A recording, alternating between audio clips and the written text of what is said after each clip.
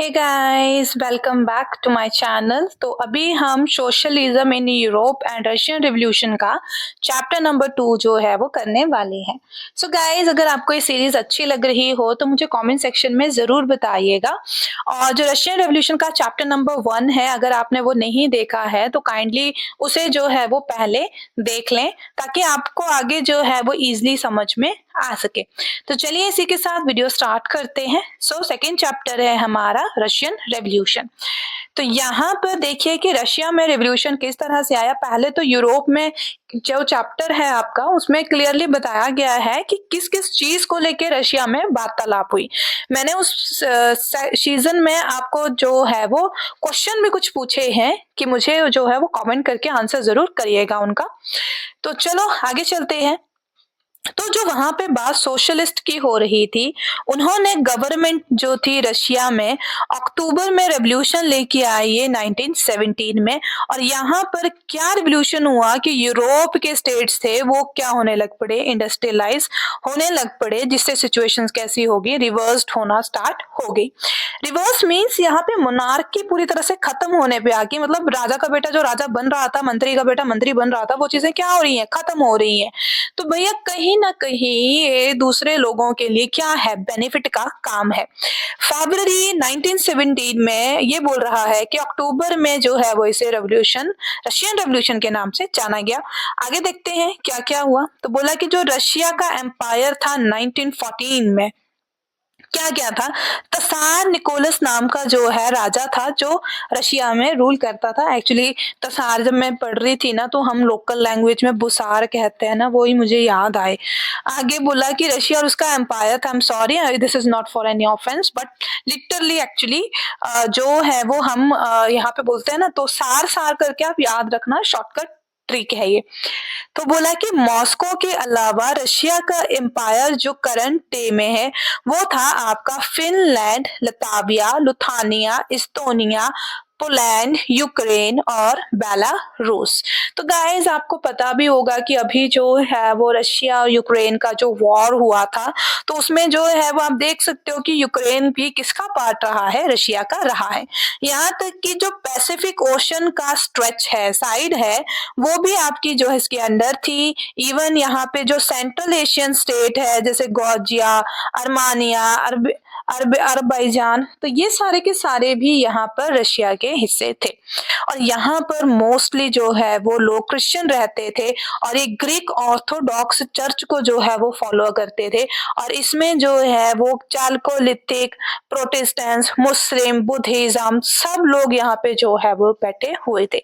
और ये वाली जो इमेज है, यहाँ पे आप तसार निकोलस को देख सकते हो, जो कि व्हाइट हॉल है विंटर पैलेस के अंडर सेंट पीटर्सबर्ग में 1900 में इसकी जो है वो एक पोर्ट्रेट जो है यहाँ पर पेंट किया गया था। सो गाइज, ये जो है वो हमारा मैप है। और कई बार ये मैप्स जो है वो डायरेक्टली जो है वो पूछ लिए जाते हैं, और मोस्ट प्रोबेबली बच्चों को ये मैप्स याद नहीं होते हैं, तो आप मेरे शॉर्ट्स देखिएगा, उसमें मैंने शॉर्टकट इसका जो है वो यूज किया हुआ है। अब देखो, ये है Russian empire as we people studied की, उसमें जो है अजरबैजान, जॉर्जिया, जॉर्जिया और भी बहुत सारी कंट्रीज जो है वो इन्वॉल्व हैं। और कई बार ये क्वेश्चन पूछा भी जाता है कि बताइए इसमें है कि नहीं है। क्लियर? तो यहाँ पर जो है ये मैप दिया हुआ है, आप उनको जो है वो हाईलाइट करते रहे। चलिए नेक्स्ट चलते हैं, इकोनॉमी एंड सोसाइटी। तो बोला कि 20वीं शताब्दी की शुरुआत में क्या हुआ, जो मेजॉरिटी थी रशियन पीपल की, वो क्या थी, एग्रीकल्चर बेस्ड थी। मतलब 85% जो रशियन एम्पायर था वो पूरी तरह से किस पे निर्भर था, एग्रीकल्चर के ऊपर। ठीक है। अब यहाँ पर बोला गया है कि ये जो प्रपोर्शन है यूरोपियन कंट्रीज में क्या थी, ज्यादा थी। उस टाइम पे फ्रांस और जर्मनी में इसका प्रोपोर्शन 40% फ्रांस में था, 50% जो है वो जर्मनी में था। मतलब कुल मिला के कि एग्रीगेरियन अगर कल्चर हम देखें तो 85% रशिया में माना गया है, 40% फ्रांस में, जर्मनी में कितना है, 50%। कल्टीवेटर्स जो है बहुत सारी चीजें प्रोड्यूस करते थे मार्केट में अपने नीड्स के हिसाब से, और बहुत सारा जो अनाज है वो रशिया को दिया करते थे उसकी मार्केट के लिए। ठीक है जी। अब जो इंडस्ट्रीज है वो पॉकेट्स में रहने लगी। प्रोमिनेंट इंडस्ट्रीज एरिया जैसे कि सैंट पीटर्सबर्ग और मॉस्को है, तो यहाँ पर आपको बहुत सारी इंडस्ट्रीज देखने को मिलेंगी। बहुत सारे क्राफ्टमैन्स भी यहाँ पे देखने को मिलेंगे जिन्होंने बहुत सारी अलग अलग चीजें प्रोड्यूस करना स्टार्ट की नीड के हिसाब से। जैसा कि हमें पता है कि आवश्यकता ही आविष्कार की जननी होती है, तो वही चीजें यहाँ पे लगी होने अब। तो लार्ज फैक्ट्रीज भी यहाँ पर जो है वो आती है, क्राफ्ट की जो वर्कशॉप्स यहाँ पे लगती हैं। बहुत सारी फैक्ट्रीज 1890s में जो है वो स्टैब्लिश की जाती हैं। रशिया में रेलवे नेटवर्क को बढ़ाया जाता है, फॉरेन इन्वेस्टमेंट के ऊपर ज्यादा ध्यान दिया जाता है। और फॉरेन इन्वेस्टमेंट किस में चाहिए हमें? इंडस्ट्री में। कोल प्रोडक्शन यहाँ पे बहुत ज्यादा होने लगी। आयरन और स्टील का जो उत्पादन है वो बहुत ज्यादा हाई रेट पे होने लगा। और 1900 में बोला जाता है कि कुछ फैक्ट्रीज के वर्कर और क्राफ्टमैन थे वो इक्वल नंबर में ही पहुंच गए हुए थे। मतलब इतना ज्यादा यहाँ पे रिवॉल्यूशन होने लगा। आगे ये बोल रहा है कि बहुत सारी इंडस्ट्रीज थी वो प्राइवेट प्रॉपर्टी थी इंडस्ट्रियलिस्ट के। गवर्नमेंट जो है वो लार्ज फैक्ट्रीज बना रही थी, लेकिन वो साथ में उन्होंने क्या प्रॉब्लम कर दी थी कि जो आपके वेजेस हैं वो कम होंगे, आवर्स को जो है वो लिमिटेड कर दिया गया। फैक्ट्री का जो इंस्पेक्टर था वो किसी भी रूल को प्रिवेंट नहीं कर पा रहा था, ना कि वो उसे ब्रोकन कर पा रहा था। मतलब अगर चल रहा है तो चल रहा है, अगर कंपनी ने बोल दिया कि हाँ भाई आपको जो है वो इतने आवर्स काम करवाना है, तो बेचारा इंस्पेक्टर उसको इंटरप्ट भी नहीं कर सकता है। उसका काम है कि उसको करवाना ही पड़ेगा, चाहे जैसे मर्जी करवाओ। क्राफ्ट यूनिट्स बनाएगी, स्मॉल वर्कशॉप्स बनाएगी, यहाँ तक कि 15-15 घंटे जो है वो लोग काम करते थे। 10 और 12 घंटे तो फैक्ट्रीज में उनको काम करना ही पड़ता था। अकोमोडेशन भी कई बार जो है वो डॉर्मेट्रीज यहाँ पे जो है, जैसे आप यहाँ देख सकते हो, तो इस तरह की डॉर्मेट्रीज में जो है वो वर्कर्स को भेज दिया जाता था। मतलब वर्कर से पूरा दिन आप काम लो, सिर्फ सोने के लिए वो बेचारे इस डॉर्मेट्रीज में जा रहे हैं। तो वर्कर्स भी धीरे धीरे सोशल ग्रुप्स में डिवाइड होना शुरू हो गए। कुछ जो स्ट्रॉन्ग लिंक्स थे विलेजेस के वो बाहर निकल के आए। ये लोग जो है वो सिटी में सेटल होने लगे। स्किल्स के हिसाब से लोग बंटने लगे। जैसे मेटल वर्क जो है वो सेंट पीटर्सबर्ग में आ गया, जिनको metal work consider themselves as a aristocrat and among the other. ये अपने आप को ऊंचा समझने लग पड़े। उनका ऑक्यूपेशन जो है वो डिमांड करने लगा। उनकी ट्रेनिंग और स्किल्स की वजह से वुमेन 31% जो है वो वुमेन थी, वो लेबर्स वहां पे काम कर रही थी 1940 में। जबकि उनको लेबर की तरह वो काम कर रही है, लेकिन मैन के मुकाबले उनको वेजेस क्या मिल रहे? कम मिल रहे। मतलब यार घर चलाना है तो उसके लिए देखो वुमेन्स कितना ज्यादा सेक्रीफाइस यहाँ पे कर रही हैं। आगे यहाँ पे बोला गया है कि अमंग जो है इन वर्कर्स के बीच में तो ड्रेस और मैनर्स के हिसाब से इनको अलग अलग भी कर दे रहे थे। ये एसोसिएशन बनाएगी जो हेल्प करेगी इनकी। और अनएम्प्लॉयमेंट जो है उस टाइम पे बहुत ज्यादा हाई लेवल पे थी, तो उसको भी काउंटर यहाँ पे करने की कोशिश की गई है। क्लियर। आगे यहाँ पे बोला गया है कि इस डिवीजन के बाद भी जो वर्कर्स थे वो स्ट्राइक जब करते थे तो इकट्ठे होकर करते थे। मतलब इंडस्ट्रियलिस्ट ने बहुत कोशिश की इनको अलग अलग करने की, बट लास्ट में भैया जब तुम पैसे नहीं दोगे ना तो ये सारे इकट्ठे ही होंगे, चाहे वो कोई भी कंट्री हो। आगे यहाँ पे बोला है कि डिस्क्रेट किया इन्होंने एम्प्लॉयर के साथ, और यहाँ पे इनकी वर्क कंडीशन को थोड़ा ठीक करने लगे। और स्ट्राइक्स जो थी वो इतनी ज्यादा लग पड़ी होने 1896 से 97 के बीच में। और सबसे ज्यादा जो है वो टेक्सटाइल इंडस्ट्रीज के बीच में लगी होने। और फिर बाद में जो है 1902 में मेटल इंडस्ट्रीज के बीच में आ गई। अब ऑब्वियस सी बात है भैया, आप किसी से भर भर के काम ले रहे हो, ठीक है, उसको ना आप वेजेस टाइम से दे रहे हो, ठीक है, फिर उस ऊपर से उनको सुना भी रहे हो, उनको अलग भी कर रहे हो, और फिर आप ये सोच रहे हो कि वो जो है वो आपका काम करे। ऐसा कैसे पॉसिबल है? जबकि आपको पता है कि आज के टाइम पे फ्रीडम है, फ्रीडम ऑफ इक्वालिटी सब कुछ यहाँ पे दे रखा हुआ है, तो वो चीजें सारी की सारी इसमें इन्वॉल्व होंगी ही। आगे कंट्री साइड में जो पीजेंट थे वो कल्टीवेट कर रहे थे लैंड को, ठीक है। आगे बोला है कि जो नोबिलिटी है, क्राउन है और जो चर्च है वो बहुत ज्यादा मात्रा में इनके पास क्या थी? प्रॉपर्टीज थी। जैसे वर्कर और पीजेंट को इन्होंने अलग कर दिया था ना, वैसे ही इन्होंने रिलीजियस बेसिस पे भी जो है वो काम करना स्टार्ट कर दिया। देखो मतलब वही है कि फूट डालो और राज करो, ये हिसाब था यहाँ पे। बोला कि जो कुछ केसेस थे जिनमें किसी भी तरह का रिस्पेक्ट नहीं था नोबेलिटी में, कुछ नोबल्स ऐसे थे जो बहुत पावरफुल थे, जिनकी पोजीशन बहुत ज्यादा थी। तसार जो था वो उतना ज्यादा पॉपुलर नहीं था। जैसे कि फ्रांस में जो है वो फ्रेंच रिवॉल्यूशन के टाइम में वहां के जो लोग थे वो पीजेंट थे, वो उतने ज्यादा पॉपुलर थे, और उन्होंने किस तरह से नोबिलिटीज के साथ फाइट किया, तो ये इस तरह की यहाँ पर कोई भी सिचुएशन नहीं थी। जो रशिया के पीजेंट थे वो बहुत ही ज्यादा शांत स्वभाव के थे। इन्होंने सीधे सीधे बोला कि भैया आप जो मर्जी करना कर लो, हम जो है वो रेंट पे ही नहीं करेंगे। इन्होंने ज्यादा कुछ नहीं बोला, हल्ला गुल्ला नहीं किया, इन्होंने सीधा ही लैंडलॉर्ड्स का मर्डर कर दिया। तो मतलब पीजेंट यहाँ के ऐसे थे, मुंह से ज्यादा कुछ नहीं बोलते थे। आप अगर ज्यादा चढ़ करोगे तो ये आपको दुनिया से ही रफा दफा कर देंगे। 1902 में क्या हुआ कि लार्ज स्केल में जो है वो रशिया में ये लोग आए। 1905 में यहाँ पर जो है वो धीरे धीरे पूरे रशिया में ये चीजें फैलने लगी। रशियन पीजेंट्स जो थे ये यूरोपियन पीजेंट्स की तरह जो है वो नहीं थे, ये उनसे अलग थे, जैसा कि हमने देख लिया। आगे यहाँ पे बोला कि ये एक साथ पीरियोडिकली आ रहे थे और धीरे धीरे सेक्शंस में डिवाइड होके जो है वो इन्होंने फैमिलीज यहाँ पे जो है वो अपने स्टैब्लिश कर दी। ठीक है जी। इसके जो है वो ये सोर्स दे रखा है, अगर आप इसे पढ़ना चाहिए, किसी न्यूज़पेपर की एक कटिंग है जो पुराना कोई न्यूज़पेपर होगा।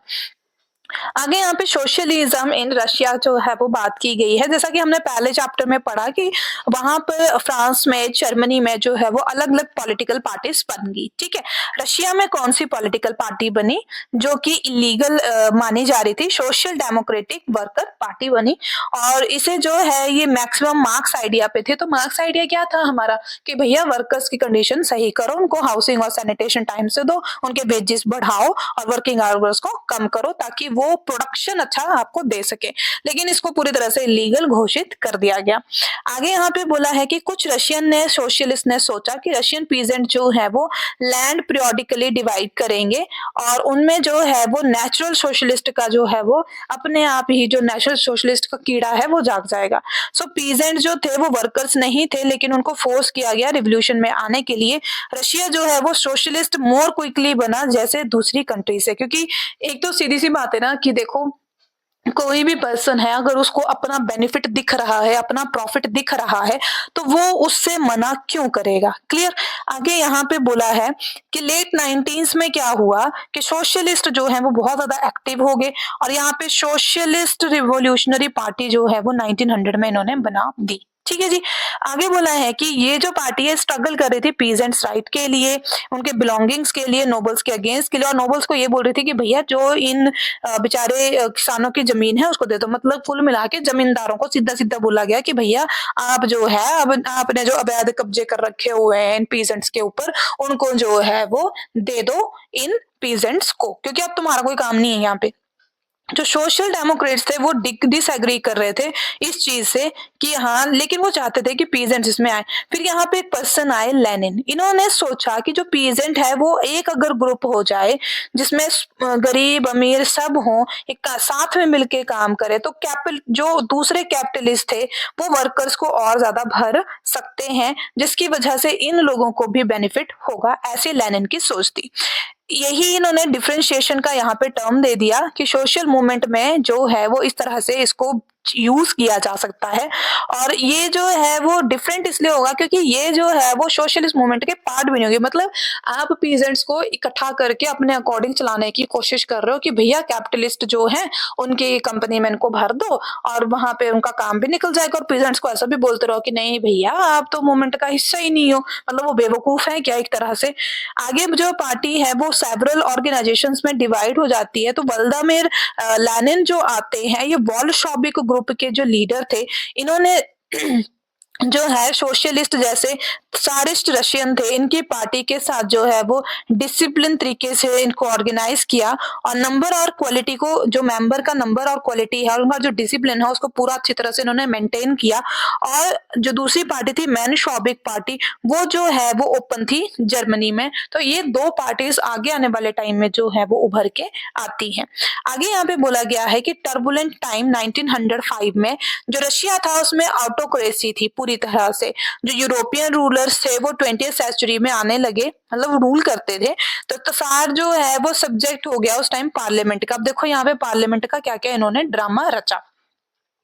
जो लिबरल्स थे रशिया में वो कैंपेन कर रहे थे उस टाइम पे कि भैया हम लोग जो हैं वो आपको ये देंगे, वो देंगे, लिबर्टी देंगे, X Y Z state affair सब कुछ देंगे, ठीक है जी। सोशल डेमोक्रेट और सोशलिस्ट रिवोल्यूशनरी जो है वो इकट्ठे होकर ये बोलते हैं कि भैया हमने पीजेंट और वर्कर के लिए काम करना है, ठीक है। 1905 में ये बहुत सारे कॉन्स्टिट्यूशन में इस चीजों को लेके आए, ठीक है जी। आगे जो पोलैंड में है उसमें नेशनलिस्ट आते हैं, और जो मुस्लिम डोमिनेंट एरिया है जहाँ पे जेडिस्ट रहते हैं, और मॉडर्न इस्लाम यहाँ पे जो आता है तो उनमें भी मॉडर्नाइज करने की उनको कोशिश करते हैं। But as you guys know that कि मुस्लिम कम्युनिटीज जो है वो बहुत ज्यादा ही ऑर्थोडॉक्स हैं और कंजर्वेटिव्स हैं, तो उनको चेंज करना इज नॉट सो इजी। ये उनके लिए भी प्रॉब्लमेटिक हो सकता था और बाकी जो लोग हैं उनके लिए भी प्रॉब्लमेटिक हो सकता था। तो यहाँ पर वही चीज यहाँ पे बोली गई है। आगे 1904 में इन्होंने बोला कि जो रशियन वर्कर्स थे वो उनकी कंडीशंस क्या होगी, बहुत खराब होगी। प्राइस जो थे वो बहुत ज्यादा हाई चले गए, 20% हाई चले गए। जो मेंबर थे एसोसिएशन से वो ज्यादा जो है वो बढ़ने लगे। 4 मेंबर एक असेंबली में रशियन वर्कर्स की तरफ से आए जिन्होंने 1904 में आए थे, और इन्होंने जो है वो पुटिलोव आयरन वर्कर को जो है वो क्या कर दिया, डिसमिस कर दिया। और इन्होंने बोला कि इस चीज के ऊपर जो है वो एक्शन लिया जाए, ठीक है जी। और ये कई बार क्वेश्चन आ भी जाता है कि रशिया में सबसे पहले कौन सी जो एमएनसी थी उसको जो है वो डिसमिस कर दिया गया था। तो यहाँ पे बोला कि कुछ ही दिनों में कम ये 1,10,000 से भी ज्यादा जो वर्कर्स थे वो सेंट पीटर्सबर्ग की तरफ चले गए, और इन्होंने सीधा डिमांड कर दिया कि भैया आपने हमारी कंपनी बंद करा दी, हम पैसे कहाँ से लेंगे। और यहाँ पे दूसरी बात इन्होंने ये बोला कि हम लोग जो है वो 8 आवर्स की ड्यूटी करेंगे, और वेजेस जो है वो हम लोग जो है कम करेंगे, ज्यादा चाहिए हमें, और हमारा वर्किंग कंडीशन को जो सही किया जाए। नहीं तो भैया ये जो आपकी पुटिलोव आयरन वर्क है ये पूरी तरह से क्या हो जाएगा, खत्म हो जाएगा। तो मतलब बात तो वही है, आप किसी पे अत्याचार करोगे करोगे करोगे तो एक ना एक दिन तो वो बोलेगा ही, अपने राइट्स के लिए तो बोलेगा ही। अब यहाँ पर ये जितना भी ड्रामा हो रहा था, इसके जो लीडर थे दैट वन इज फादर गेपोन। ये विंटर पैलेस पहुंचते हैं, हमने देखा ना ऊपर विंटर पैलेस में तसार ने फोटो खिंचवाई है, पोर्ट्रेट बनवाई है वहां पे। आगे बोला है इनके ऊपर जो है वो पुलिस और जो कोसैक्स हैं इन्होंने अटैक कर दिया। 100 वर्कर्स जो है वो मारे गए, 300 जो है वो वाउंडर्स हो गए। इंसिडेंट जब जब ये हुआ उसको बोला गया ब्लडी संडे, मतलब यहाँ पे खून खराबा बहुत ज्यादा हुआ। और 1905 में से बोला गया रिवॉल्यूशन। स्ट्राइक्स जो है वो पूरी कंट्रीज में उसके बाद होने लग पड़ी, यूनिवर्सिटीज बंद कर दी गई, स्टूडेंट्स जो है वो वॉकआउट कर गए, वहां से बाहर निकल गए कि हमने नहीं पढ़ना है। सिविल लिबर्टीज भी जो है वो बाहर निकल गए, लॉयर डॉक्टर इंजीनियर सब ने बोला हम अपनी यूनियन बनाएंगे और हम अपने कॉन्स्टिट्यूशन असेंबली के लिए जो है वो डिमांड करेंगे कि भैया हमारी इस सिचुएशन को देखा जाए। तो आज आप इंडिया में भी देखते हो ना कि हर किसी की यूनियन बनी है, डॉक्टर वालों की अलग से बनी है, और कोई कंपनी है तो उसमें भी वर्कर यूनियंस बनी होती हैं कि भैया अगर हमारे अगेंस्ट थोड़ा सा भी गलत हुआ तो हम आपको छोड़ेंगे नहीं। आगे यहाँ पे बोला गया है कि 1905 में तसार ने बोला कि ठीक है भैया आप द्यूमा जो पार्लियामेंट, तो रशिया की पार्लियामेंट का क्या नाम है, द्यूमा, उसको बना लो, लेकिन ध्यान रखना कि रिवॉल्यूशन के चक्कर में कहीं तुम नुकसान ना कर दो, ठीक है।